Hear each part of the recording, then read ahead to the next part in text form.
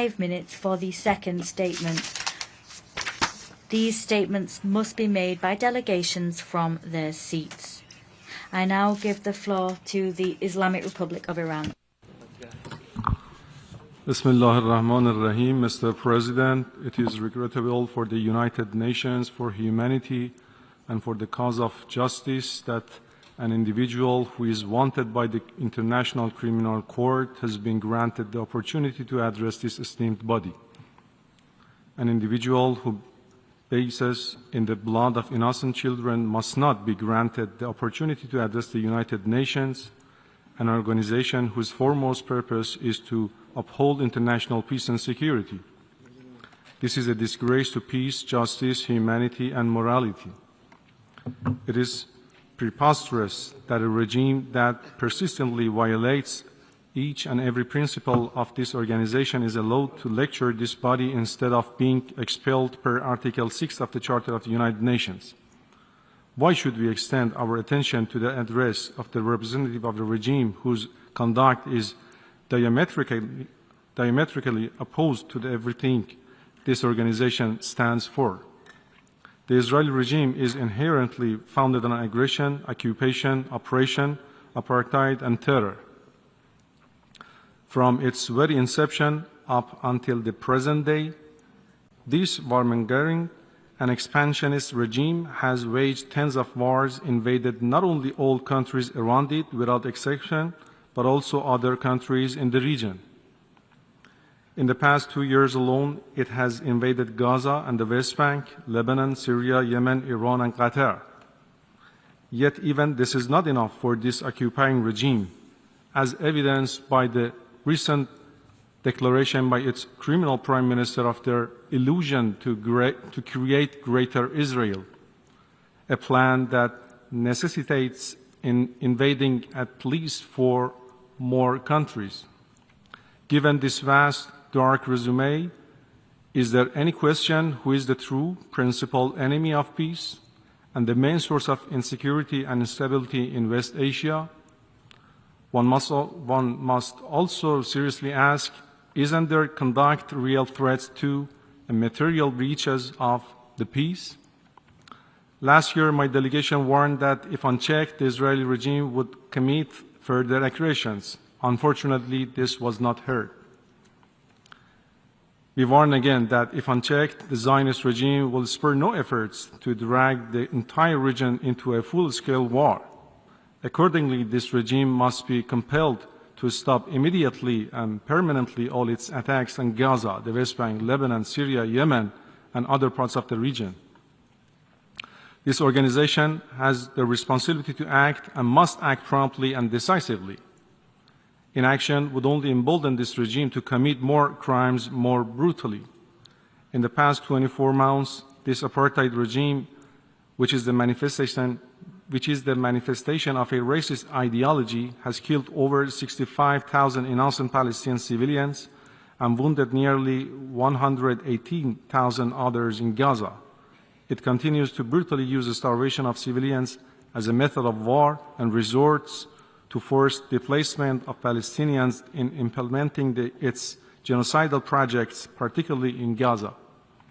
Additionally, Palestinian civilians in the West Bank are also subject to daily violence and crimes by the Israeli regime.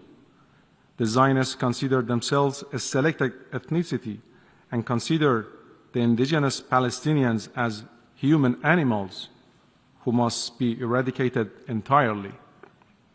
To cover up its atrocities and to erase the history of its genocide, this regime makes every effort to silence all voices. That's why during the past 2 years it has killed nearly 250 journalists, which is more than the combined number of journalists killed in the U.S. Civil War, World War I and II, and the wars in Korea, Vietnam, Yugoslavia, and Afghanistan. Isn't it a direct assault on freedom of the press?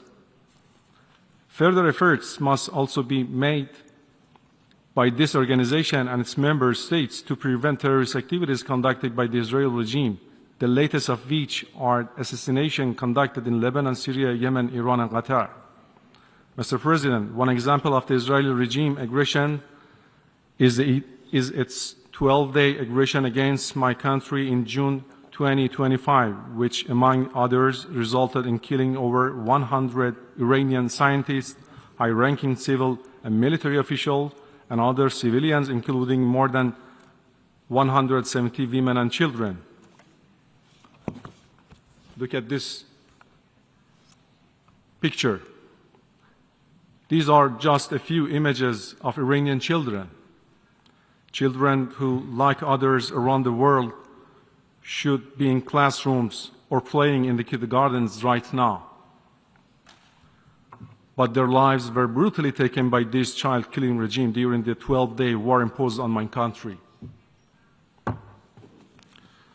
This aggression and the heinous acts by this illegitimate regime against my fellow citizens and my country were material breaches of the basic principles of international law, in particular the prohibition of the use of force, a peremptory norm of international law enshrined in this organization's charter.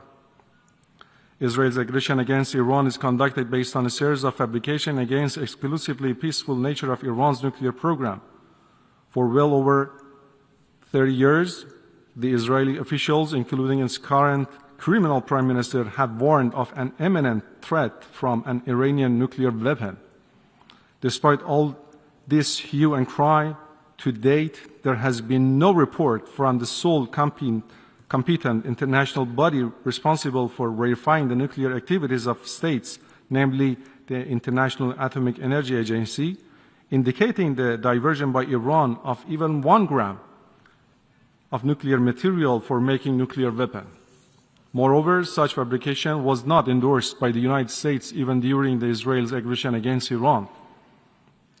At the same time, one must not forget that, in fact, the clandestine nuclear weapons program of the Israeli regime and its nuclear weapon arsenals constitutes the real source of a serious threat to peace and security in the region and beyond.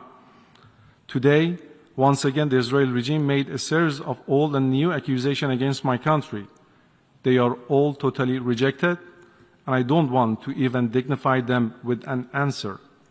This is an unsuccessful attempt to distract attentions away from crimes committed by this regime. It has not only committed all 4 core international crimes, namely the crimes of aggression, genocide, war crimes, and crimes against humanity, but also committed them all systematically, simultaneously, and in the most brutal manner.